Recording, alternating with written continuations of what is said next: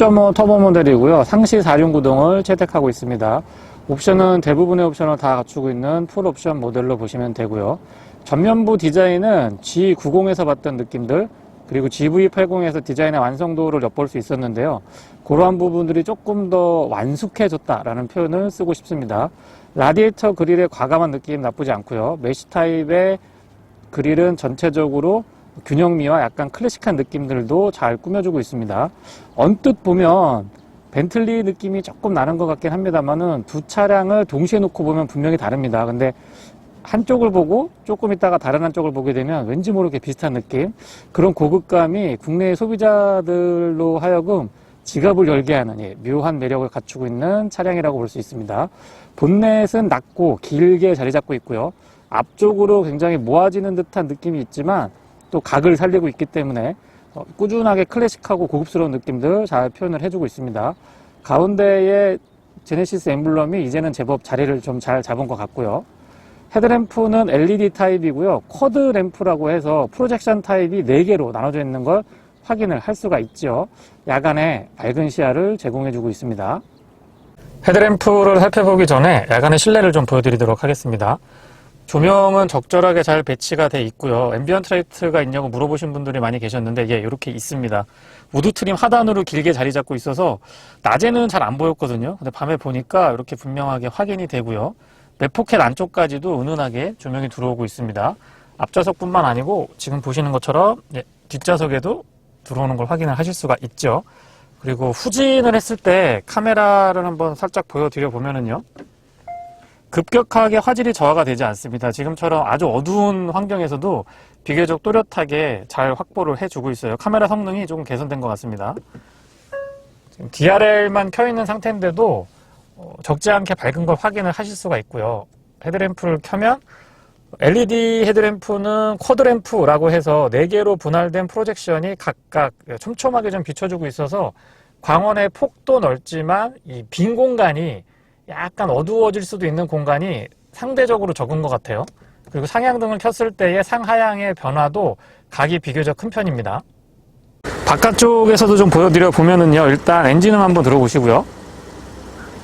굉장히 좀 조용한 걸 느낄 수가 있죠. 측면에 아웃사이드 미러에는 지금 사이드 시그널이 들어가 있지 않고 펜다에 저렇게 두 줄이 표시가 되는 걸 확인을 하실 수가 있습니다. 물론 헤드램프 가운데 두 줄도 이렇게 시그널로 역할을 해주고 있죠. DRI라고 번갈아 가면서 그 역할을 한다고 보시면 됩니다. LED 헤드램프는 프로젝션 타입이고 쿼드 램프 위아래 각각 2개씩 분할이 되어 있고요.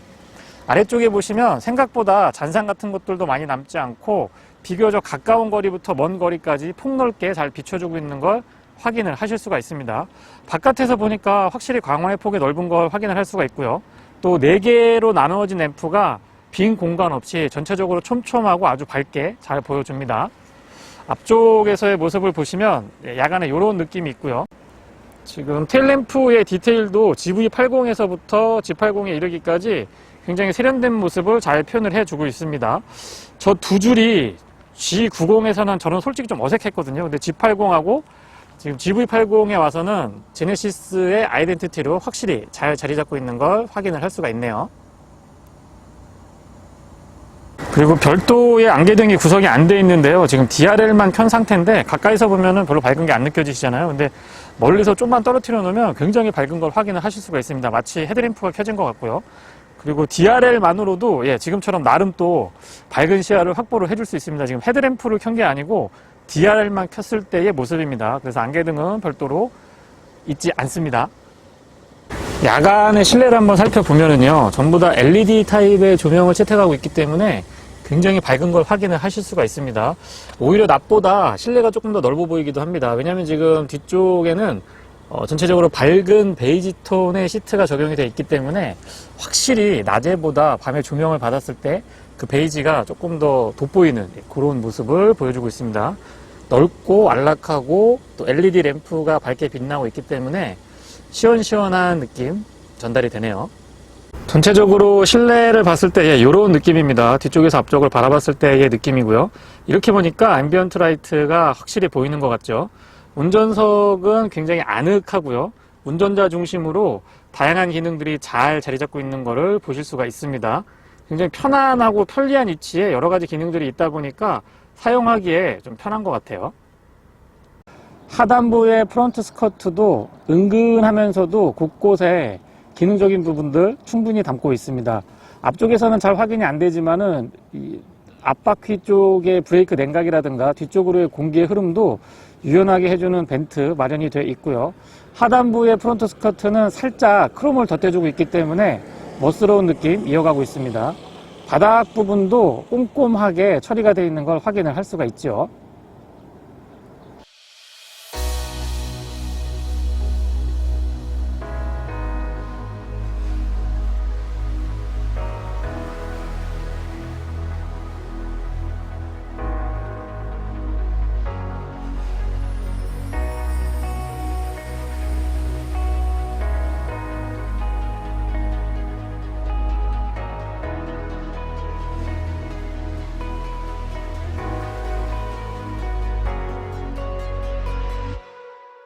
V6T GDI 엔진이 장착이 되어 있습니다. 배기량은 3470cc고요.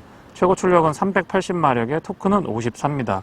20인치의 AWD 기준으로 연비를 말씀을 드리면요. 복합 8.4, 도심에서는 7.3, 고속도로에서는 10.3입니다. 8단 자동 미천하고 매칭을 이루고 있고요. 전면부에 비해서 이 측면으로 오게 되면은 조금 더 스타일리시하고 클래식한 느낌들을 엿볼 수가 있는데요. 예전에 벤츠 CLS나 아니면 아우디의 A7에서 봤던 멋스러운 패스트백 또는 쿠페형 느낌의 고급 세단 이미지를 제네시스 G80에서 연출을 잘 해주고 있다고 저는 생각을 합니다. 앞쪽부터 뒤쪽까지 흘러나가는 선들이 굉장히 유려하고요. 또 직선을 강조한 것 같으면서도 전체적으로 부드러운 곡선미를 아주 잘 표현했다고 생각을 합니다. 측면부 바디라인 역시 균형 잡힌 모습을 보여주고 있는데요. 앞쪽의 우보행이 국산차에서는 보기 힘든 굉장히 실제로도 짧고 또 디자인 요소도 굉장히 짧아 보이게 처리를 해줬습니다. 그리고 뒤쪽으로 가면서 급격하게 떨어지는 저 라인이 쿠페의 느낌, 패스트백의 느낌을 고스란히 잘 살려주고 있고요. 타이어 사이즈는 옵션 사양이긴 합니다만 지금 20인치 스퍼터링 휠이 적용이 되어 있습니다. 피제로의 올 시즌 타이어가 채택이 되어 있고요. 타이어 사이즈는 245, 40, 20입니다. 쪽에 브레이크는 4피스톤이 기본 장착이 되어 있고요. 전체적으로 3m가 넘는 휠 베이스는 상당한 안정감과 포근한 느낌, 그리고 럭셔리한 느낌도 굉장히 잘 표현을 해주고 있습니다. 다만 측면에서 조금 아쉬운 부분은 이 하단부에 크롬 처리가 된 부분인데요. 라인 자체는 나쁘지 않은데 크롬이 조금 두툼한 것 같아서 개인적인 취향으로는 약간만 얇았으면 조금 더 날렵한 이미지, 좀 다이나믹한 느낌을 표현할 수 있지 않았을까라는 아쉬움이 있습니다. 하지만 이 C필러 뒤쪽에서 떨어지는 이 완만한 라인, 급격하지도 조금 답답하지도 않을 정도로 아주 절묘한 이 부드럽고 유연한 라인은 다시 한번 칭찬을 해주고 싶고요. 전체적인 디자인의 완성도도 굉장히 높은 편이지만 측면에서의 느낌 저는 굉장히 마음에 드네요. 앞쪽에서는 약간 클래식한 느낌을 강조해주고 있다라고 하면 뒤쪽은 오히려 좀 모던한 느낌, 앞에는 과거의 느낌, 뒤에는 좀 최근의 느낌들, 과거와 미래가 공존하는 아주 독특한 디자인이라고 생각을 합니다. 테일램프의 디테일은 이미 GV80에서 경험을 했지만 오히려 G80에 와서 조금 더 안정적이고 어색한 느낌이 없고 완성도가 높은 그런 이미지를 잘 표현을 해주고 있고요. 스포일러가 필요 없을 정도로 날렵하게 마무리된 트렁크 리드 부분도 나쁘지 않습니다. 뒤쪽의 램프도 전부 다 LED를 사용을 해주고 있고 후진등도 LED고요. 방향지시등도 LED로 처리를 해주고 있습니다. 그런 부분은 현대자동차가 꼼꼼하게 마무리 잘 해주고 있다고 생각을 하고 있고요. 머플러는 지금 양쪽으로 듀얼 배기가 적용이 되어 있고요. 3.5 터보 모델이기 때문에 기본 장착이 되고 있습니다. 배기음은 조금 좀 더 괄괄했으면 싶은데 그런 점은 아쉬운 점으로 말씀을 드려보고도 싶고요. 앞쪽에 이쪽에서 보시게 되면은 에어벤트가 살짝 이 앞바퀴 쪽으로 보이실 것 같은데요. 공기의 흐름도 충분하게 고려한 모습들 곳곳에서 확인을 할 수가 있습니다. 앞쪽에 비하면 후면부에 와서 봤을 때에는 차가 그렇게 커 보이지 않습니다. 그렇다고 작아 보이는 느낌도 아니고요. 적절한 이미지 잘 표현을 해주고 있습니다. 완만하게, 그러니까 위쪽은 조금 좁게 느껴지고요. 아래쪽으로 갈수록 떡 벌어진 남자의 어깨가 연상이 될 정도로 트레드를 확보해주고 있고요. 타이어 사이즈가 웬만큼 확보가 되기 때문에 뒤쪽에서 보면은 약간 스포티한 느낌들 조금 더 살아나는 것 같습니다. 깍두기 타이어, 표현이 좀 그렇습니다만 깍두기 타이어까지는 아니지만 어쨌거나 평평기가 어느 정도 확보가 되어 있는 타이어를 쓰고 있기 때문에 전체적으로 스포티한 느낌들 잘 살아 있고요. 상당한 안정감도 주고 있습니다. 트렁크는 전동이 적용이 되어 있고요. 요 상단을 살짝 눌러주시면 작동을 합니다. 부드럽게 열리고요. 속도도 나쁘지 않습니다. 트렁크를 닫는 버튼은 요 안쪽에 이렇게 자리 잡고 있고요. 안쪽에 공간이 패스트백 형태를 띠고 있어서 조금 좁지 않을까 걱정을 했었는데 글쎄요, 그랜저만큼의 골프백을 여유있게 넣을 수 있는 그런 공간은 아니지만 적어도 공간이 너무 협소해서 답답할 정도는 아니다라는 점 분명히 말씀을 드립니다. 커버링 굉장히 꼼꼼하게 잘 되어 있는 거 보실 수가 있고요. 요 상단까지도 놓지도 않고 꼼꼼하게 잘 마무리가 되어 있습니다. 자세히 보시면 양쪽에 두 개 LED로 조명이 되어 있는 걸 확인을 하실 수가 있고요. 트렁크를 탈출하기 위해서는 여기 있는 요 레버를 잡아 당기시면 탈출을 하실 수가 있습니다. 스키스로 적용되어 있는 거 보실 수 있고요. 바닥 부분도 꼼꼼하게 잘 마무리가 되어 있고 한번 열어보면은요. 지금 펑크 수리 킷을 갖추고 있고 두툼하게 스티로폼으로 꽉 짜져 있습니다. 이런 것들은 공명원 같은 거 방지할 때도 도움이 될 것 같고요. 이런 데는 뒤쪽에서 차량 관리하는 용품들, 타올이라든가 케미컬 같은 거 간단하게 보관하시기 좋을 것 같아요. 그 아래쪽으로 들어 올리면 지금 배터리 공간 확보가 돼 있고요. 전체적으로 무게중심도 충분히 고려한 차량이라는 걸 확인을 할 수가 있죠. 그리고 소소한 부분이지만 이런 재질 같은 것들도 예전보다 확실히 좋아진 걸 느낄 수가 있고요.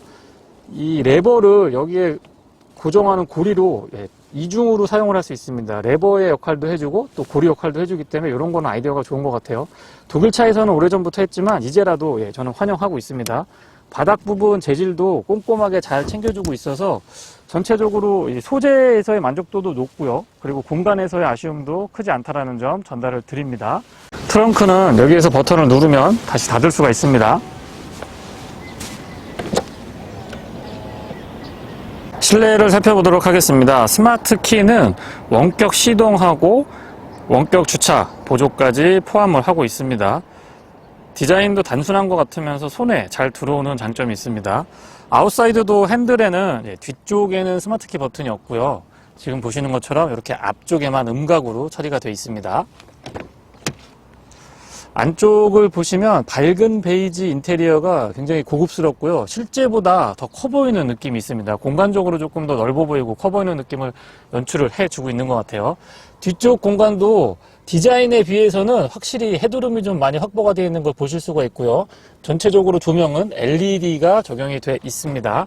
디자이너 셀렉션이 사실상 가격이 조금 있어서 부담스럽기는 한데 하이그로시로 되어 있는 기본형을 일단 보고 나면은 지갑을 안 열 수가 없을 것 같아요. 그런 것처럼 굉장히 만족도가 높고 또 보기에도 좋은 걸 확인을 할 수가 있습니다. 도어 쪽부터 설명을 드리면은요. 소재라든가 디자인 모두 굉장히 잘 해주고 있다는 점 칭찬을 해주고 싶습니다. 조금 아쉬운 점은 이 도어 포켓 쪽에 손을 잡는 부분이 전체적으로 디자인이 조금 클래식하면서도 고급스러운 느낌도 잘 가져가고 있는데 이 부분 처리는 저는 조금 아쉽게 느껴지기도 해요. 하지만 이 버튼의 구성이라든가 전체적으로 감싸 안는 듯한 이 디자인의 일체감은 다시 한번 칭찬을 해주고 싶고 또 인정을 해주고 싶습니다. 시트는 2개까지 메모리가 가능하고요. 윈도우는 올 오토 타입이 기본 적용되어 있습니다. 렉시콘 사운드 시스템이 적용이 되어 있는데 스피커가 18개나 있다고 하네요. 이 부분은 옵션으로 꼭 추천드리고 싶은 내용이고요. 맵 포켓은 생각보다 조금 좁습니다. 그리고 사용할 때 이렇게 올라오는 게 약간 걸리기 때문에 편의성에 있어서는 좋은 점수를 주긴 어려울 것 같아요. 제네시스라고 킥힌 플레이트에 알루미늄으로 살짝 되어 있고요. 일루미네이션은 적용되어 있지 않습니다. 에르고 모션 시트는 다양한 방향으로 컨트롤이 가능하고요. 또 안장하고 등받이 부분에 에어포켓이 적용이 되어 있는데 적절하게 몸을 좀 지탱을 해주고 또 약간의 마사지 기능도 포함을 하고 있어서 좋은 점수 역시 주고 싶습니다. 퀼팅 앤 파이핑이 적용이 되어 있는 걸 보실 수가 있죠. 조금 더 패턴이 고급스럽고 입체적인 느낌들 잘 표현을 해주고 있습니다. 헤드레스트가 참 편했던 것 같아요. 크기도 적절하고 쿠션감도 나쁘지 않고요. 이 가죽 같은 거 한번 만져보시면 소재가 상당히 좋아진 거를 느낄 수가 있습니다.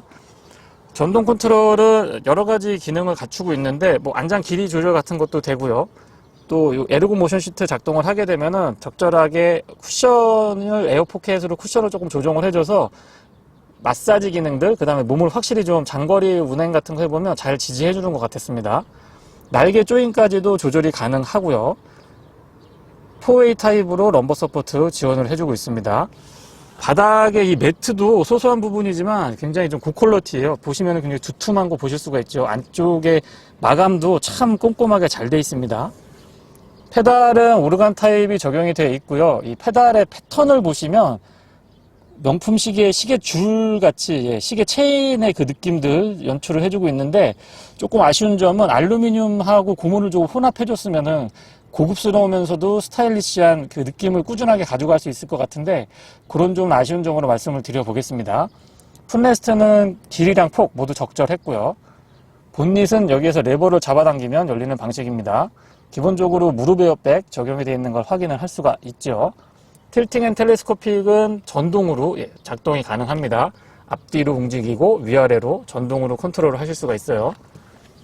기능 스위치들이 여기 딱 정리가 되어 있는데요. 낮에 보시면 은색에 지금 검은색으로 표시가 되어 있는데, 글쎄요, 이게 각도에 따라서는 조금 시인성이 떨어질 수도 있습니다. 이 안에 있는 폰트가 뭔지 잘 안 보이는 경우도 있어서 그런 점은 조금 아쉬운 점으로 말씀을 드려볼게요. 전자식 파킹 브레이크도 이 기어 노브 쪽에 있지 않고 이쪽에 같이 좀 정리가 되어 있습니다. 우드 트림 진짜 리얼 우드이기 때문에 만져보시면 촉감 굉장히 좋고요.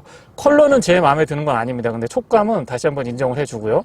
가죽 같은 경우도 정말 고급스럽게 잘 꾸며주고 있습니다. 보기에도 좋고 만져봤을 때 재질감 역시 좋은 점수를 주고 싶습니다. 안쪽에 타서 설명을 이어가 보도록 할게요. 시동은 버튼 타입이고요. 수직으로 안 돼 있고 시동 버튼이 수평으로 놓여 있어서 작동할 때 조금 더 편리합니다. 아이들링 시의 V6 3.5 터보 엔진은 생각보다 굉장히 부드럽고 조용한 걸 확인할 수가 있는데요.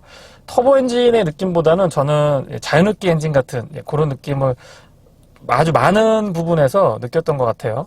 스티어링은 4스포크 타입이 적용이 되어 있는데, 마치 80년대나 90년대에 등장을 했었던 그 과거의 전통을 계승하는 그런 느낌들을 잘 살려주고 있는 것 같아요. 스티어링 좌측에는 인포테인먼트에 관련된 기능들 정리가 되어 있고, 패드 시프트도 적용이 되어 있는 걸 보실 수가 있습니다. 그리고 에어백 부분은 가죽으로 잘 감싸져 있고요. 제가 굉장히 선호하는 부분이죠. 오른쪽에는 스마트 크루즈 컨트롤에 관련된 기능들이 정리가 잘 되어 있습니다. 이 버튼이 획일적이지 않고 디자인 흐름에 따라서 같이 이렇게 틀어지는 듯한 느낌을 주고 있는데, 보기에도 나쁘지 않고요. 또 사용을 해보면 이질감이 적었던 것 같아요. 클러스터는 12.3인치고요. 지금 보시는 것처럼 굉장히 시인성이 좋은 편입니다.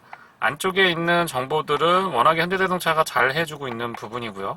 깔끔하게 구성이 되어 있고 누구라도 편하게 사용을 할 수 있도록 준비가 되어 있습니다. 드라이브 모드랑 연동이 되는데요. 드라이브 모드는 총 4가지를 지원을 해주고요. 컴포트, 스포츠, 에코, 커스텀. 스포츠나 컴포트를 선택을 하게 됐을 때는 에르고 모션 시트가 같이 연동이 됩니다. 굉장히 편리한 기능이죠. HUD가 포함이 되어 있는데요. 지금처럼 근사한 엠블럼과 함께 시작이 되죠. 해상도 나쁘지 않고 전체적으로 폰트도 좋습니다. 또렷하게 보이고요. 사이즈가 굉장히 큽니다. 달릴 때 내비게이션과 연동이 되는 것들을 좀 보여드리고 싶은데 촬영 카메라의 각도가 어떨지 잘 모르겠네요. 그리고 14.5인치의 AVN 인포테인먼트 패널은 보기 굉장히 시원하고요. GV80 때는 조금 손을 많이 가야 됐었는데, G80은 그래도 조금 GV80보다는 손을 좀 덜 가져가도 되는 그런 편의성이 있습니다. 전체적으로 실내 사이즈나 이 배치에 약간의 차이가 있는 것 같은 느낌도 있어요. 그리고 터치감 나쁘지 않고요. 굉장히 큼직하고 3분할로 화면을 보더라도 불편하거나 답답한 느낌이 전혀 없습니다. 빠릿빠릿하게 반응을 잘 해주고 있죠. 그리고 앰비언트 라이트 많이들 물어보셨는데요. 물론 적용이 되어 있고요. 다양한 컬러를 선택을 해서 여러 가지 효과를 줄 수 있는 그런 점들도 장점이라고 말씀을 드릴 수 있죠. 생각보다 이 실내 무드 조명, 앰비언트 라이트를 많이들 물어보시는데요. 지금처럼 밝기랑 색상 조절할 수가 있고, 기본 색상들 세팅이 되어 있고, 사용자 설정에서 이렇게 많은 컬러들 중에서 하나 선택을 하실 수가 있습니다. 지금 화면에 정확하게 표시를 해주고 있는데 앞뒤 모두 앰비언트 라이트 적용이 되시는 걸 보실 수가 있고, 이렇게 아래쪽에 은은하게 들어오고 이 컵 매포켓 쪽에 양쪽으로 이렇게 적용이 되어 있는 거를 확인을 하실 수가 있죠. 앰비언트 라이트는 보여드리는 김에 여기에 지금 이렇게 낮에 보면은 진짜 잘 안 보이고요. 밤에 보면은 조금 보이긴 합니다. 대시보드 상단의 가죽 마무리 다시 한번 칭찬을 해주고 싶고요. 에어벤트는 지금 이게 전체적으로 쭉 연결이 되어 있는 것처럼 보이는데 이 부분, 그리고 이 부분, 은색의 이렇게 도드라진 부분만 에어벤트의 역할을 하고 나머지는 그냥 장식입니다. 비상등 스위치는 이 위쪽에 약간 올라와 있고요. 세모 형태로 뭐 조작감 나쁘지 않고요. 이게 언뜻 보면 디자인의 어떤 흐름이라든가 일관성을 좀 깨는 듯한 느낌이 쉽게 연출이 되는데 아주 절묘하게 잘 소화를 해주고 있는 것 같아요. 아래쪽으로 인포테인먼트 기능들 버튼 형태로 컨트롤을 하실 수가 있고요. 그 밑으로는 공조장치가 별도의 모니터를 갖추고 있습니다. 그랜저도 그랬고요. 최근 나오는 현대자동차들이 공조장치만을 위한 별도의 모니터를 지금 두고 있는데, 이렇게 뭐 열선이나 통풍 같은 거 이쪽에서 조절을 하실 수도 있고, 스티어링의 열선도 여기서 조작이 가능합니다. 그리고 기본적인 공조장치의 기능들 터치되고, 온도 같은 것들을 이쪽에서 다이얼 방식으로 조절을 하실 수도 있고, 물리키도 양쪽 이 사이드 쪽으로 물리키도 나름 또 잘 자리를 잡고 있는 것 같아요. 그래서 터치도 되고 이 다이얼 조정 방식도 전통적인 방식 사용할 수가 있고, 푸시 타입 버튼도 사용하실 수가 있습니다. 아래쪽으로는 커버링이 이렇게 가능하고요. 이게 좀 빡빡하기 때문에 잡소리 같은 건 안 났습니다.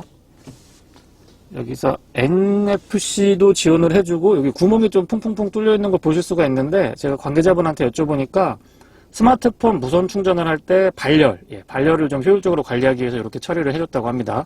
스마트폰 무선 충전 지원해주고 있고, USB 충전하고 USB 입력 단자 각각 마련을 해두고 있습니다. 메인 컨트롤을 이쪽에서 작동을 하는데 이 조작감이 지금 소리가 들리실 것 같은데요. 딸깍딸깍하는 이 느낌이 굉장히 좋고요.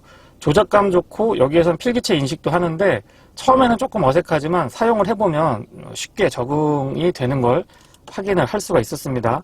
볼륨 컨트롤하고 튠키는 여기서 위아래로 이렇게 굴리는 방식인데요. 이 끝 처리를 아주 기가 막히게 잘 해주고 있어서 이런 디테일들도 최근에 현대자동차가 굉장히 많이 늘은 것 같습니다. 그런 부분은 분명히 인정을 해주고 싶고요. 오토 홀드 준비가 되어 있고, 기어 노브는 다이얼 방식이고요. 가운데 P 버튼은 이 버튼 형태로 누르게 되어 있습니다. 그리고 주변은 은색으로 처리를 해주고, 여기에 약간 투명하게 이렇게 해주고 있는데 약간 크리스탈 느낌도 조금 나는 것 같고, 이런 소재나 디자인 패턴은 저는 굉장히 좀 마음에 듭니다. 개인적인 선호하는 타입이에요. 컵홀더는 지금 커버링이 가능하고 2개 마련이 되어 있습니다. 드라이브 모드 버튼, 서라운드 뷰 카메라 준비가 되어 있고요. 파킹 센서 온오프 기능들 이쪽에서 하실 수가 있습니다. 전체적으로 센터 터널이 높으면서 좀 널찍하게 쭉 오기 때문에 편안한 느낌이 있고요. SBW 방식을 채택하고 있죠. 전자식 기어 노브로 채택을 하다 보니까 이 공간적으로 좀 활용도가 높아지는 것 같습니다. 암레스트는 이 센터 터널이 높아서 쭉 연결이 돼서 이질감이 없고요. 팔을 거치할 때 굉장히 편안한 걸 느낄 수가 있었습니다. 가죽으로 역시 꼼꼼하게 잘 마무리가 돼 있고, 앞쪽에서 여기서 버튼을 이렇게 딱 누르면 양쪽으로 열리는 방식입니다. 12V 파워 아울렛 준비가 돼 있고, 나름 또 이 앞쪽까지 이렇게 공간을 사용할 수가 있어서 공간 활용도는 높은 편이고요. 뒤쪽에 USB 단자, 요거는 빌트인 캠에 관련된 기능 활용할 때 사용을 하실 수가 있고요. LED 타입으로 조명도 있지 않았습니다. 그리고 잘 보시면 벨벳 같은 걸로 잘 처리를 해줘서 안에 소재 같은 것들도 꼼꼼하게, 그리고 마무리도 잘 신경을 쓰고 있는 거를 확인을 하실 수가 있죠. 이런데 고무로 몰딩 처리가 되어 있는 것도 꽉 좀 실링이 되는 듯한 느낌이 있어요. 잡소리 예방 효과도 분명히 있는 것 같고요. 조수석 수납함은 여기서 잡아 당기는 방식이고요. 공간 적절하고 역시 벨벳 같은 걸로 처리를 잘 해주고 있어서 잡소리 같은 것도 없고, 보기에도 굉장히 고급스러운 걸 보실 수가 있습니다. 그리고 트렁크 락이라는 기능은 이 안쪽에서 버튼 형태로 준비가 되어 있습니다. 뒷좌석 설명 이어가 보도록 하겠습니다. 제가 지금 시승하고 있는 차량은 풀옵션 모델로 고스트 크로징 도어도 적용이 되어 있는데요. 작동을 보여드리면 이렇게 작동이 됩니다. 측면에는 수동이지만 고급차의 기본이라고 할 수 있죠. 측면 선쉐이드 꼼꼼하게 갖춰주고 있습니다. 역시 디자인 패턴이나 소재 그리고 질감 같은 경우는 다시 한번 칭찬을 해주고 싶고요. 앞쪽은 이 손잡이 부분이 조금 아쉬웠는데 뒤쪽은 그렇진 않은 것 같아요. 오히려 앞쪽보다 조금 더 나은 것 같은 느낌도 있습니다. 내포켓도 크게 적절하게 갖춰주고 있고 바닥 부분 공간을 보시면 제가 지금 앞좌석 시트를 조금 많이 밀어놓은 상태인데요. 바닥은 깊게 파여 있어서 충분한 발공간은 갖춰주고 있는데 턱이 조금 높습니다. 턱이 높기 때문에 성인 3명이 앉기에는 조금 좁을 것 같은 그런 느낌이 있습니다. 그리고 뒷좌석 창문은 지금 내려보시면 오토로 작동을 하는데 끝까지 내려가질 않고요. 요만큼 남습니다. 요만큼 남고 역시 이중접합 차음률이 적용된 걸 확인을 하실 수가 있습니다. 그리고 암레스트에 이 뒷좌석에 컵홀더 어딨냐고 물어보시는 분들이 계셨는데요. 여기서 이렇게 누르시면은 이렇게 슬라이딩으로 나오게 돼 있고 역시 좀 빡빡합니다. 굉장히 빡빡해서 잡소리가 많이 안 나고 이런 것들도 비교적 튼튼하게 잘 자리 잡고 있어요. 전체적으로 공간 다시 한번 보여드리고요. 헤드룸 공간 여유 있는 거는 아마 육안으로도 충분히 확인이 되실 것 같아요. 안쪽에 한번 타보면은요. 무릎 공간이 상당히 여유로운 거를 느낄 수가 있습니다. 주먹 3개 정도는 뭐 여유 있게 들어갈 것 같고요. 가운데 턱이 높아서 그렇지 이 바닥의 발공간이나 이런 부분은 잘 뺀 것 같습니다. 공간은 전체적으로 굉장히 잘 빼준 것 같고요. 아쉬운 부분 말씀드리면 제네시스 정도 되면 이 B필러에 에어벤트 하나 정도 좀 있어주면 정말 좋을 것 같은데 그런 점은 조금 아쉬운 점으로 다시 한번 말씀을 드려보겠습니다. 그리고 뒤쪽에서 봤을 때의 시야도 굉장히 좋은 편인 걸 확인을 하실 수가 있고요. 모니터가 9.3인치로 제가 기억을 하고 있는데 예전에는 터치가 안 됐거든요. 근데 이 친구는 이제 터치가 가능합니다. 그래서 내비 같은 것들도 컨트롤 하실 수 있고 공조 장치도 이쪽에서 확인을 하실 수가 있죠. 물론 이 가운데에서 컨트롤을 가능하시지만은 좀 직관적으로 이 화면을 가지고 조절할 수 있다는 점. 예전에는 이 터치가 안 돼서 정말 불편했거든요. 근데 지금이라도 이런 터치는 지원을 해줘서 다시 한번 잘 해주고 있다는 점은 인정을 해주고 싶습니다. 터치감도 좋고 앞쪽에 메인 AVN하고 그렇게 뭐 차이도 안 나는 것 같아요. 화질도 그렇고 요거는 옵션으로 할만합니다. 그리고 암레스트 컨트롤도 앞쪽 못지않게 여러 가지 기능들을 사용을 할 수가 있는데요. 물론 전동 시트가 지금 지원이 되어 있는 부분도 있지만 열선이랑 통풍 시트 각각 3단으로 조절을 할 수가 있죠. 컨트롤러는 앞쪽하고 같은 형태를 띠고 있기 때문에 이 부분은 다시 한번 좀 칭찬을 해주고 싶고요. 이 나무 만졌을 때 느낌은 참 좋은데 컬러가 저는 개인적으로 좀 선호하는 건 아닌 것 같아요. 다시 봐도 컬러는 제가 선호하지는 않는다고 말씀드리고 싶어요. 암레스트 안쪽에는 공간 마련이 되어 있고 앞쪽에 보시면 USB 단자하고 좌우측에서 헤드폰을 사용하실 수 있도록 여기 단자가 또 마련이 되어 있네요. 고급차답죠. 그리고 LED 타입으로 조명 잊지 않았습니다. 이런데 마무리 잘 보면 예전하고 확실히 달라진 걸 느낄 수가 있죠. 스키스루 기능 적용이 되어 있고요. 등받이 폴딩이 안 되니까 이렇게 스키스루 기능만 지원을 해주고 있습니다. 그리고 베개를 이렇게 덧대서 사용을 하실 수가 있는데 이것만 띄워가지고 제 차에 사용하고 싶을 정도로 이거는 퀄리티가 굉장히 좋고 작은 부분인데 은근히 또 이게 많이 편한 것 같아요. 사용을 해보면 생각보다 많이 편한 것 같아서 이런 부분은 추천하는 옵션으로 좀 말씀을 드려보고 싶습니다. 그리고 운전석, 조수석 각각 뒤쪽에 이렇게 모니터 적용된 거 확인을 하실 수가 있고요. 뒤쪽에서 보여드리면 전체적으로 수평이 많이 강조되어 있는 걸 보실 수가 있죠. 그래서 실제보다도 조금 더 넓어 보이고 안정감 있는 느낌의 인테리어를 꾸며주고 있습니다. 운전석 공간은 클래식한 느낌하고 모던한 느낌이 공존한다라고 말씀드리고 싶어요. 스티어링의 모습은 처음 봤을 때는 약간 이상한가 했는데 지금 보니까 확실히 좀 이뻐 보이고 오래도록 질리지 않을 것 같은 그런 느낌이 좀 있습니다. 그리고 썬루프는 지금 100만 원이 조금 넘는 걸로 제가 기억을 하고 있는데 꼭 추천드리고 싶어요. 안쪽에 헤드룸 공간이 어느 정도 확보가 되어 있기 때문에 썬루프 선택을 하셔도 그렇게 이 헤드룸에 많이 영향을 미치지 않습니다. 오히려 유리가 넓게 적용이 되어 있어서 좀 쾌적한 느낌을 연출하실 수 있을 것 같아요. 요거는 추천드리는 옵션입니다. 3.5 터보 AWD 모델을 시승하고 있습니다. 이전 세대에 비해서 경량화가 진행된 게 굉장히 좀 인상적이라고 말씀을 드릴 수가 있는데요. 그래서 저는 개인적으로 연비를 좀 많이 기대를 했었습니다. 물론 배기량을 높이고 또 그에 따라서 마력과 토크가 같이 올라갔기 때문에 뛰어난 연비 정도는 아니지만은 그래도 100km 이상 감량을 한 차량이니까 연비 상승을 조금 기대를 했었는데요. 공인연비가 8.4, 도심에서는 7km대, 고속도로에서는 10km대 초반으로 제가 기억을 하고 있는데, 실제 지금 4일 정도 주행을 하면서 제가 확인을 한 도심 주행 평균 연비는 6.8km, 6.8km 정도가 평균 연비로 확인이 됐습니다. 그리고 가다서다를 반복하고 정체가 굉장히 심한 도심 구간을 운행을 할 때 출퇴근 시간만 체크를 해보면 짧은 거리입니다. 왕복하면은 10km가 안 되는, 채 10km가 안 되는 그런 거리를 왕복을 해봤을 때의 최저 연비는 저는 5.6km까지는 확인을 했습니다. 평균적으로 6km대 후반이 도심 주행의 실제 연비라고 보셔도 무방할 것 같고요. 참고로 휠 타이어는 지금 20인치 스퍼터링 휠이 옵션으로 채택이 돼 있고, 저는 타이어 공기압을 36으로 마친 상태입니다. 자동차 전용 도로에서, 고속도로에서의 평균 연비는 공인연비가 10km 초반으로 제가 기억을 하고 있는데요.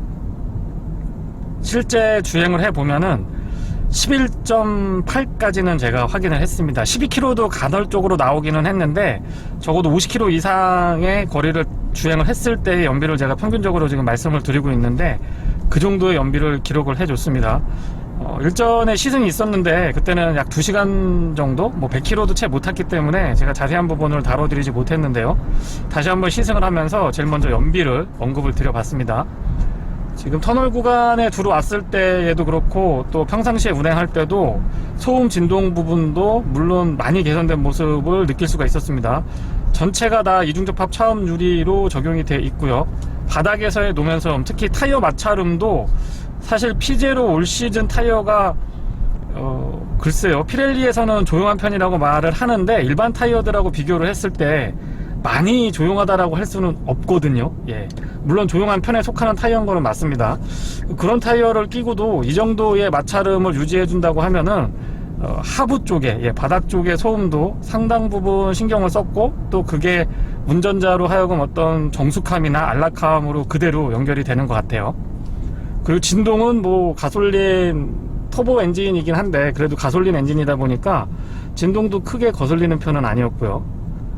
서스펜션 세팅은 글쎄 현대자동차가 전륜구동에 굉장히 좀 숙련된 노하우를 가지고 있고 후륜구동은 조금 약하지 않을까라고 생각을 했었는데, 종합적으로 자동차를 만드는 메이커다 보니까 역시 빠른 시간에 빠르게 굉장히 좋은 수준까지 올라오고, 또 벤치마킹 대상이 되는 유럽 세단이나 일본의 렉서스라든가 다양한 고급 세단들을 철저하게 잘 분석을 했다라고 생각을 합니다. 그래서 현대자동차만의 느낌, 제네시스만의 느낌, 그리고 국내 소비자분들이 사실 엄청 까다롭잖아요. 그런 굉장히 까다로운 소비자들을 만족시킬 수 있는 승차감, 그러니까 단단한 편은 아닌데요, 무르지 않으면서 조금 쫀득한 느낌이 있다고 그럴까요? 그리고 예전에 비해서 하체 현가 질량이 조금 가벼워졌다라는 느낌을 살짝 받습니다. 이건 개인적으로 차이가 있을 것 같긴 합니다만은, 어쨌거나 하부 쪽에 알루미늄 부품들이 대거 적용이 되어 있는 걸 확인을 했고요. 또 그로 인해서 현가 질량이 줄어드니까 차체는 단단하면서 빠릿빠릿하게 움직여주는 느낌? 그러니까 강성은 충분히 확보가 된 상태에서 반응 속도가 빠르니까 답답하지 않은 것 같아요. 그렇다고 이게 완전히 스포티한 느낌을 발휘하느냐? 그렇지는 않습니다. 굳이 차량의 스타일을 따지면 스포츠보다는 컴포트 쪽, 굉장히 안락하고 편안하고 부드럽고 일상에서 타기 좋은 그런 셋업을 갖고 있다는 점 분명히 말씀을 드리고요. 하지만 저는 약간 스포티하다라고 표현을 드리고 싶은데, 그 이유는 3.5 터보 엔진이 마치 자연흡기 고배기량 엔진의 쥐어짜는 RPM 쥐어짜는 느낌이 있거든요. 그런 것들을 아주 비슷하게 지금 구현을 해주고 있어서 그런 측면에서 저는 좀 스포티한 느낌이 전달이 되는 것 같아요. 물론 배기음은 조금 밋밋함이 없지 않아 있지만 적어도 엔진 회전 질감만큼은 인정해주고 싶고요. 특히나 고속주행으로 이 직선 주로를 쫙 크루징을 해보면은 굉장히 스포티한 느낌, 안락하면서도 쫀득하게 받쳐주는 하체감, 이런 것들이 저는 마음에 들더라고요. 참고로 와인딩을 즐기시는 분한테 이 차는 스포티하다라고 말씀드릴 수 없습니다. 타이어 선택도 그렇고 서스펜션 셋업 자체가 좀 편안하고 안락한 세팅에 맞춰져 있고 흔들림을 잡아주는 셋업이지 스포티하게 텐션이 좋고 막 빠릿빠릿하게 움직이고 이 코너링을 할 때 라인을 날카롭게 막 갈라서 이렇게 치고 나가는 그런 느낌은 아니다라는 점은 분명히 말씀을 드리고요. 추가로 스포츠 모델이 나올 것 같기는 한데요. 그 모델에서는 서스펜션의 세팅이라든가 타이어 셋업, 기타 뭐 배기나 흡기 쪽도 조금 많이 개선된 모습들 한번 기대를 해보려고 합니다. 8단 미션은 반응이 좀 빠릿빠릿한데요. 기어비가 여유가 있습니다. 이 얘기는 엔진의 토크와 마력이 어느 정도 받쳐줄 수 있는 차량에서 이런 셋업이 이루어지는데요. 기어비 세팅이 조금 헐겁게 되어 있기는 합니다만은 엔진의 출력이 어느 정도 받쳐주기 때문에 답답하지 않습니다. 그리고 플러스 마이너스 시프트 페달을 써서 기어 변속을 했을 때에도 즉각적인 반응 보여줘서 나쁘지 않았고요. 드라이브 모드는 총 4가지를 지원을 해주고 있습니다. 지금 보시면 커스텀, 컴포트 세팅을 하면 에르고 모션 시트가 안장하고 등받이에 그 에어백에 바람을 조금 넣었다 뺐다 해주면서 시트를 조금 더 편안하게 만들어줍니다. 연동이 된다는 얘기죠. 그 다음에 스포츠 모드, 에코 모드 이렇게 4가지를 갖추고 있는데 스포츠 모드랑 다른 모드, 에코 모드랑 컴포트 모드 간의 편차는 조금 있는 편입니다. 그래서 운전의 재미를 조금 느낄 수도 있고요. 지금 클러스터에 보이시는 후측방 모니터링 기능은 아주 좋은 옵션이라고 생각을 합니다. 그 하위 차량들에게도 하루빨리 이 기본 옵션으로 좀 적용이 됐으면 하는 게 제 개인적인 바람이고요. 상당히 단순하지만 안전운전에 분명히 도움이 되거든요. 이런 부분은 현대자동차가 굉장히 잘해주고 있는 부분입니다. 스마트 크루즈 컨트롤이 적용이 되어 있고요. 지금 제가 시승하고 있는 이 차량은 풀옵션 차량이다 보니까 이 고속도로에서 조건이 맞았을 때 차선 변경도 자동으로 해줍니다. 근데 이 조건이 조금 까다롭다 보니까 스티어링을 잡고 있어야 되고요. 이 방향 지시등을 완전하게 누르면 안 되고 방향 지시, 그러니까 본인이 원하는 방향 쪽만 살짝 이렇게 쳐줘야 됩니다. 그렇게 되면 앞뒤 차량의 흐름을 확인을 해서 간격하고 속도가 맞으면 자동으로 차선을 변경해주고요. 지금처럼 터널에 진입을 하게 되면 공기 내외기 순환, 외기 순환도 자동으로 전환을 해주는 기능도 기본적으로 갖추고 있습니다. 워낙 장비들이 많이 있다 보니까 안전 장비도 적극적으로 잘 대처를 해주고 있고 편의 장비도 무척 잘 되어 있습니다. 그리고 화면에 HUD가 보이실지 모르겠는데 각도가 어떨지 모르겠어요. 좀 보일 것도 같은데 굉장히 큼직하게 잘 자리 잡고 있고 스마트 크루즈 컨트롤이라든가 내비게이션 길찾기를 연동을 하면은 계기판하고 HUD에도 같이 연동을 해서 보여주기 때문에 그런 어떤 편의 장비, 최신 편의 장비를 적극적으로 잘 대응해주고 있고 사용하기 편하게 구성도 잘 해주고 있습니다. 그리고 G80 이 신형 풀체인지 모델에서 제가 정말 인정을 해주고 싶은 부분이 바로 이 시야 부분인데요. 디자인을 보면 패스트백 형태, 이 쿠페형 디자인의 날렵한 느낌을 구현을 해줬습니다. 그러면 루프라인이 급격하게 떨어지다 보니까 보기엔 좋은데 사실상 실내 공간을 확보하고 또 앞쪽에 이 전방 시야를 확보하기가 썩 용이하지 않거든요. 근데 시트 포지션하고 이 유리의 각도, 루프의 높이 이런 것들을 아주 적절하게 매칭을 해서 답답하지가 않습니다. 답답하지가 않고 그렇다고 운전을 할 때 이 클러스터라든가 인포테인먼트 패널의 시야가 많이 떨어지느냐 분산되느냐 그렇지도 않습니다. 이 탁월한 시야만큼은 확실하게 인정을 해주고 싶고 플래그 타입으로 아웃사이드 미러가 지금 이렇게 고정이 되어 있는데 여기에 조그맣게 쪽창이 하나 있습니다. 그래서 이런 부분까지도 개방감을 조금 더 높여주고 있기 때문에 전체적으로 굉장히 시원한 시야를 확보해주고 있습니다. 브레이크 얘기를 조금 드려보면 지금 옵션이긴 합니다만은 어쨌거나 포피스톤이 앞쪽에 적용이 되어 있는데요. 밟았을 때의 느낌은 꾸준하게 담력을 가져갑니다. 적어도 일상 주행에서 이 차의 브레이크 시스템에 불만을 갖기는 어렵지 않을까라는 게 제 개인적인 생각이고요. 나름의 풀브레이킹 테스트를 반복해서 해봐도 쉽게 피로한 모습을 보이지는 않았습니다. 그런 점도 분명히 장점일 것 같지만 이 차를 와인딩을 만약에 가지고 가거나 서킷에서 타시면 브레이크는 저는 무조건 튜닝을 해야 된다고 생각을 합니다. 그러니까 일반적인 달리기에서는 부족함이 없는데 본격적인 와인딩이나 이 차의 외모만 보고 좀 스포티하게 생겼잖아요. 특히 측 후면 같은 데 보면은 스포츠 쿠페가 연상이 될 정도로 굉장히 매끈한 몸매를 가지고 있다 보니까 그런 생각들을 많이 하시는데 그런 용도의 차는 분명히 아니다라는 점 말씀을 드리고요. 일상에서 브레이크도 크게 부족하지 않고 또 브레이크 담력도 우리나라의 운전자들이 아주 선호하는 셋업입니다. 초반부터 부드럽게 밟히는 것 같으면서도 조금 단단한 담력을 꾸준하게 가져가는 아주 절묘하게 세팅을 잘해주고 있는 것 같아요. 이기는 합니다만은 렉시콘 사운드 시스템이 적용이 되어 있는데요. 스피커가 18개라고 하죠. 잠깐 한번 들어보면은요.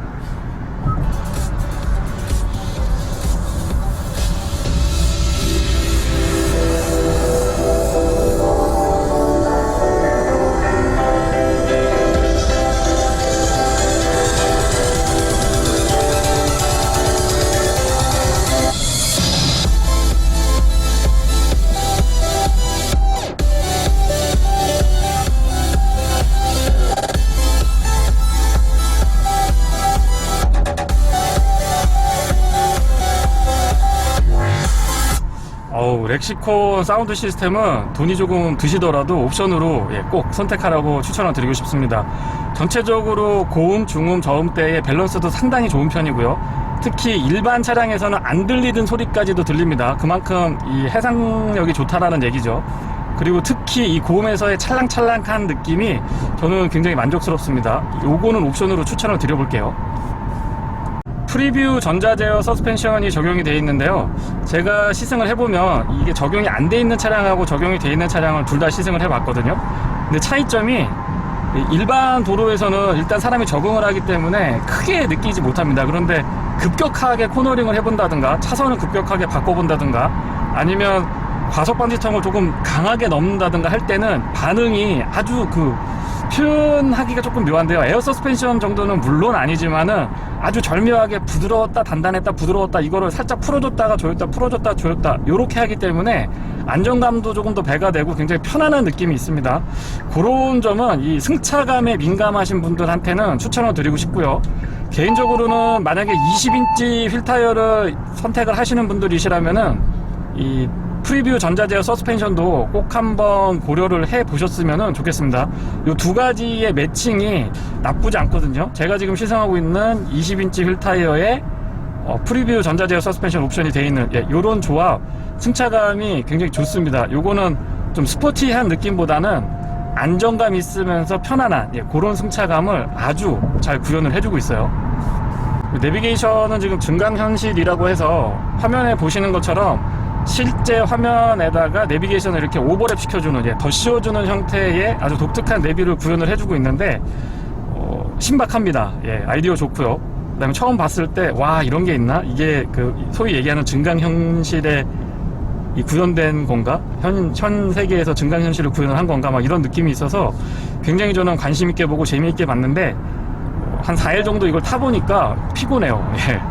막 계속 화면이 움직이고 글쎄요, 좀 실제 보이는 화면에다가 내비게이션을 이렇게 얹어서 보여주니까 분명히 더 찾기 좋고 보기 좋고 한 점은 맞지만 오래 볼 거는 아닌 것 같아요. 그래서 개인적으로 저는 제 취향에는 요거는 조금 아니다라고 말씀을 드리고 싶어요. 차라리 그냥 뭐 3D 모드라든가 일반 모드가 좀 개선된 형태 요런 형태가 저한테는 성향이 조금 더 맞는 것 같습니다. 개인차가 있을 것 같아요. 요거는 12.3인치 클러스터가 적용이 되는데요. 물론 풀 디지털 방식이고요. 안쪽에 다양한 정보들을 효율적으로 보실 수가 있고 지금처럼 차량을 보시면 이 좌우측으로 추월을 해나가는 차들이 가상으로 이렇게 보여줍니다. 꼭 게임을 하는 것 같아요. 게임을 하는 것 같은 느낌이 드는데 어쨌든 후측방 모니터링에서 한 번 더 실제로 보여주고 물론 숄더 체크라든가 아웃사이드 미러를 보셔야 되겠죠. 하지만 이 가운데에서도 증강현실까지는 아니지만 좀 게임하는 느낌으로 비슷하게 보여줍니다. 그리고 지금 앞에 터널이 있으니까 다시 한번 내기 외기 순환을 해주면서 제가 HDA가 포함되어 있는 지금 스마트 크루즈 컨트롤이다 보니까 시속 100km에 세팅을 해놨더라도 여기 터널이 지금 60km거든요. 정확하게 60km의 차량이 딱 맞춰줍니다. 그래서 이 HDA가 포함되어 있는 스마트 크루즈 컨트롤을 선택을 하신 분들은 아마 고속도로에서 교통 위반 스티커, 속도 위반 스티커 발부 받으실 확률은 상대적으로 좀 낮지 않을까라고 생각을 하고요. 제가 최근에 이 차를 바꾸고 싶다라고 느끼는 것 중에 하나가 이 스마트 크루즈 컨트롤하고 조향, 반자율 주행 요거랑 스마트폰 무선 충전 이 세 가지 옵션이 너무 편리하다 보니까 그리고 완성도도 굉장히 높아요. 그래서 그 옵션 때문에 차가 바꾸고 싶다 막 이런 생각을 하게 되는데 특히나 제네시스 지금 3세대 모델이죠. G80은 그 완성도가 조금 더 높습니다. 가속과 감속도 부드럽고 유연하게 작동을 해주고, 지금처럼 단속 카메라가 있는 구간, 뭐 구간 단속이든 아니면 스팟성으로 단속을 하든 예고가 돼 있는 단속 구간에서는 정확하게 확인을 해주고 그에 맞춰서 속도를 조절을 해줍니다. 그리고 기준 속도가 조금 빠른데 앞쪽에 급격한 커브가 나오면 또 자동으로 속도를 줄여주는 기능도 포함이 돼 있어요. 가장 최근에 나온 차량이니까 조금 더 진일 보안 스마트 크루즈 컨트롤이 적용이 돼 있는 걸 확인을 했고요. 내장이 옵션이기는 합니다만은 유칼립투스 나무라고 하더라고요. 이게 진짜 나무인데 만졌을 때 질감은 좋아요. 근데 이렇게 눈으로 보면 제가 이 색깔을 별로 안 좋아하는 것 같습니다. 위에 약간 이 짙은 베이지 컬러, 이게 베이지 조금 갈색인데 좀 짙은 색인데 요거까지는 괜찮은데 여기는 이 색깔이 좀 똥색, 표현이 좀 그렇습니다. 똥색 같아서 개인적으로 제가 선호하는 건 아닌 것 같습니다. 이 차량의 지금 컬러 옵션을 제가 자막으로 알려드릴 테니까 보시고 실제 이렇게 생겼구나 라고 생각을 좀 하셨으면 좋겠고요. 지금 다양한 색깔 조합이 가능한 거 알고 계시잖아요. 그 무광이 2개, 유광이 14개 해서 16개의 컬러를 선택을 하실 수가 있는데 내장도 조합이 뭐 여러 가지가 있습니다. 근데 그런 거 하실 때 영상 같은 거 많이 보시고 실제 매장에서 꼭 한번 보세요. 이거 절대 그 저렴한 옵션이 아니기 때문에 선택 잘 하셔야 됩니다. 고배기량 차량이지만 나름이요. 도심에서 운행할 때도 그렇게 부담은 없는 것 같아요. 물론 연비에 대해서는 조금 아쉬움이 있기는 한데 뭐 3.5리터 가솔린 터보 엔진 거기에 AWD를 갖추고 있는 차량에서 연비를 기대하기는 그 어떤 차량 뭐 하이브리드가 아니고서는 조금 어렵지 않겠느냐 라고 생각을 하고 있고요. 핸들링 같은 것도 해보면 굉장히 가볍게 돌아가는 거를 느낄 수가 있습니다. 그리고 이 가벼움이 부드럽고 안락하고 또 꽉 잡아준 상태에서의 가벼움이기 때문에 그렇게 좀 불안하거나 불안감으로 연결되지는 않아요. 확실히 현대자동차가 달라졌다라고 느끼는 부분이 바로 이런 포인트인 것 같습니다. 분명히 잘해주고 있는 장점인 것 같아요. 이전보다 편하고 부드럽고 안락하지만 약간 잡아주고 쫀득하고 좀 조여주는 맛이 있다 보니까 경우에 따라서는 좀 스포티한 맛이 난다 라고 얘기하는 분들도 계신데 글쎄요, 이 차량 등급에서 보면 분명히 스포티하다라고 말할 수도 있지만 본격적으로 스포티한 드라이빙을 즐길 수 있는 그런 차량은 성격이 안 맞는 것 같습니다. 그리고 소소한 부분이기는 한데요, 음성 명령이 가능하거든요. 예를 들면 내비게이션 길찾기 같은 것도 가능하고요. 뭐 별거 아닐 수 있습니다만 창문을 열고 뭐 올리고 내리고 하는 것들도 음성으로 명령이 가능합니다. 잠깐 한번 해볼까요? 네, 말씀해주세요. 창문 내려줘. 운전석 창문을 열게요.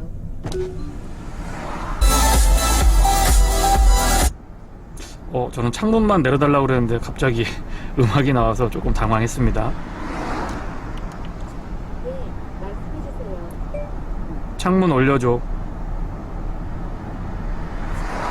운전석 창문을 닫을게요. 네, 이렇게 창문 열고 닫고 하는 것도 사실 뭐 별거 아닐 수 있습니다만 도심에서 주행을 하다 보면 여러 가지 막 생각도 많이 하고 주변에 움직이는 것들이 많기 때문에 집중을 좀 해야 되잖아요. 그럴 때 간단하게 음성 명령 버튼 하나로 시작을 하고 말만 하면은 어느 정도까지는 인식이 돼서 여러 가지 기능들을 제어를 해주기 때문에 그런 부분도 안전운전에 도움이 되고요. 도심에서 운행을 할 때 좀 편리하게 사용을 할 수가 있습니다. 그리고 스마트 크루즈 컨트롤 도심에서 사용을 하더라도 완전히 정차했다가 재출발하는 것까지 지원을 해주고 있기 때문에 조금 더 편리하게 사용을 할 수가 있었고요.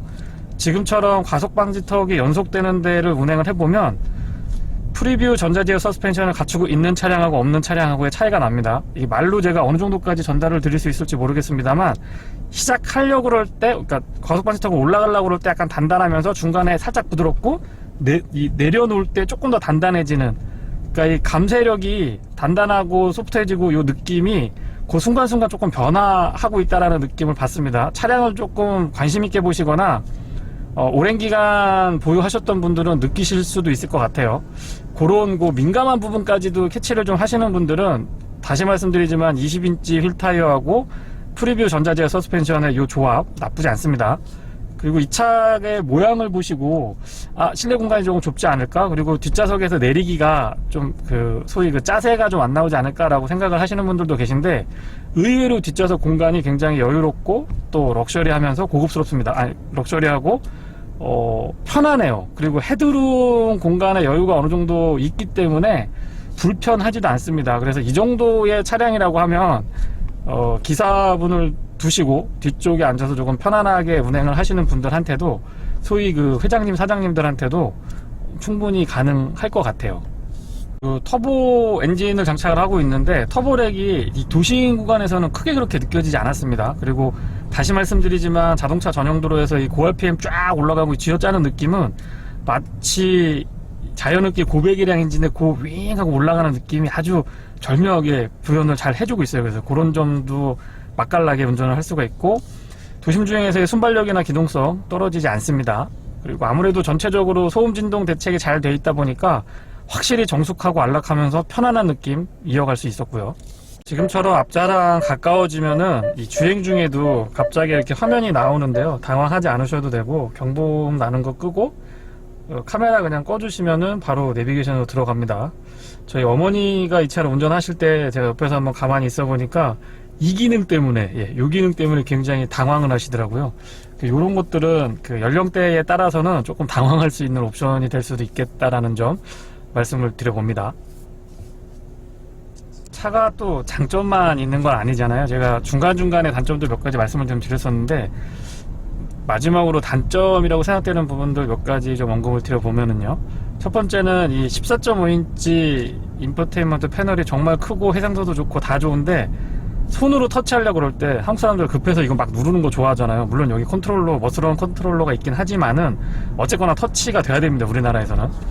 근데 제가 다리가 짧고 팔이 긴 편이라서 웬만하면은 이 등이 안 움직이거든요. 팔이 그냥 이렇게 쓱쓱 다 닿는데, 펠리세이드 때도 그랬고 GV80 때도 그렇고, 그리고 지금 G80도 이 끝부분 터치하려고 그러면 어깨가 이렇게 빠집니다. 그래서 큰 거는 좋은데 아무래도 움직이는 폭이 좀 크다 보니까 조작할 때, 터치할 때 조금 불편했던 점 언급을 드리고요. 연비는 가솔린 3.5L 엔진이고 4륜구동이고 하니까 어느 정도 수긍이 될 수 있다라고 생각도 되지만, 어쨌거나 또 다운사이징이 세계적인 트렌드고 연비에 민감하지 않을 수는 없을 것 같아요. 스포츠카를 사시는 분들도 전 연비 전혀 고려 안 하실 줄 알았더니 어떤 분들은 또 고려를 또 하시더라고요. 그래서 연비도 조금만 한 5에서 10% 정도만 올려주면은 그 정도는 참 이상적일 것 같아요. 지금도 나쁜 편이라고 보기는 조금 애매하지만 어쨌든 좋은 연비는 아니니까 연비. 그리고 현대자동차 하면 또 이 공간에서의 어떤 절대적인 강자잖아요. 그래서 실내 공간에 대한 아쉬움은 거의 없습니다, 저는. 왜냐면 좀 심플하고 이렇게 수평으로 길게 디자인을 해줘서 실제보다도 넓어 보이고 안정감 있어 보이고 좀 편안한 느낌이 있어요, 눈이. 그런데 헤드룸도 나쁘지 않고요. 이 트렁크 공간이 좀 애매합니다. 이게 좁게 보기는 디자인을 보면 좁게 보기는 어려운데, 현대자동차에서 나온 차라고 생각을 하고선 트렁크를 딱 열어보면 좁습니다. 근데 이 차 정도 타시면 골프채 뒤에 싣고 많이 골프 같은 것들도 약속이 많이 있으실 것 같은데, 골프채 네 분이서 보스턴백이랑 골프채 싣고 이동하시기에 적합한 차는 아닙니다. 오히려 그런 용도라면은 그랜저나 소나타가 맞겠죠.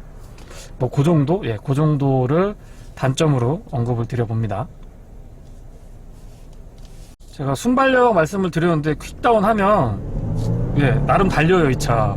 그러니까 이게 가솔린 V6 터보 엔진이고요, 3.5L이기 때문에 엔진 파워가 없는 편이 아닙니다. 제가 자동차 전용도로에서 기어비 말씀을 드렸는데, 헐렁한 기어비를 갖고 있음에도 불구하고, 기어비가 좀 길어요. 이 단과 단 사이가 좀 긴 편인데, 그런 기어비를 갖고 있음에도 불구하고 답답한 느낌이 안 들고, 또 기어 시프트 업, 시프트 다운을, 그러니까 오르락 내리락 했을 때도 나름 또 빠릿합니다. 그만큼 어느 정도 달릴 수 있는 차이기 때문에 이런 포인트에서 스포티하다라고 느끼시는 분들도 분명히 있을 것 같기는 해요. 저도 어느 부분에서는 좀 그렇게 느꼈거든요. 언젠가부터 제가 시승을 하게 되면 에바가루 사태 다들 아시잖아요. 현대기아자동차에서 좀 그게 이슈가 됐었는데, 이 하얗게 가루가 앉지 않나를 이렇게 살펴보게 됩니다. 근데 지금 4일째 운행을 하고 있는데 G80 신형에서는 그 에바가루로 보이는 거는 확인이 되지 않았습니다. 그리고 말씀드린 김에 공조장치에 이 공기청정 기능이 있거든요. 공기청정 모드를 딱 켰을 때 이 느낌이 좀 뭐라 그럴까요? 이 숨쉬기가 좀 편해지는 느낌이 들고요. 이게 장착이 돼 있는 차량을 타다가 그렇지 않은 차량을 타게 되면은 조금 답답한 느낌이 들 정도? 예, 사람이 참 간사한 것 같죠? 이게 실제 효과가 그 정도로 있는지 없는지까지 뭐 객관적인 데이터를 제가 비교를 해본 건 아니지만은 심리적으로 그리고 딱 이 공기청정 모드를 키자마자의 그 느낌이 시원한 느낌이 나쁘지 않은 것 같아요. 네, 이상 준이TV에서 전해드렸습니다. 고맙습니다.